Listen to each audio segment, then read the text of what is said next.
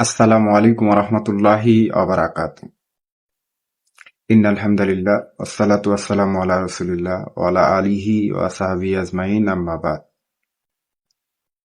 সুপ্রিয় দিনী ভাই এবং বোনেরা, আল্লাহর জন্য নিজেকে পরিবর্তন করলে, আল্লাহর জন্য কিছু ত্যাগ করলে, আল্লাহর জন্য কিছু বর্জন করলে আল্লাহ সুবহানাহু ওয়া তাআলা এর বিনিময়ে আপনাকে পুরস্কৃত করবেন ইনশাআল্লাহ।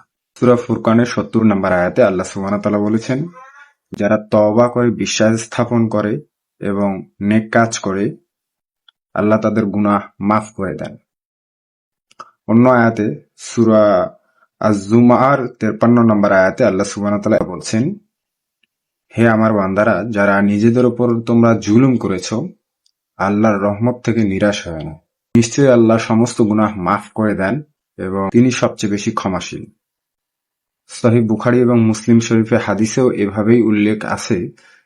রাসূল সাল্লাল্লাহু আলাইহি ওয়াসাল্লাম বলেছেন যে আল্লাহর জন্য নিজেকে গুনাহ থেকে বিরত রাখলে, আল্লাহর জন্য নিজেকে অনেক বড় সুযোগ সুবিধা যেটা ইসলাম পরিপন্থী এই সমস্ত থেকে নিজেকে পবিত্র রাখলে আল্লাহ সুবহানাহু ওয়া তাআলা আপনাকে পুরস্কৃত করবেন।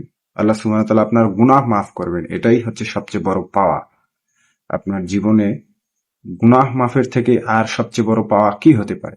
অতএব আল্লাহর জন্য নিজেকে পরিবর্তন করুন, আল্লাহর জন্য নিজেকে সাজিয়ে গুছিয়ে রাখুন।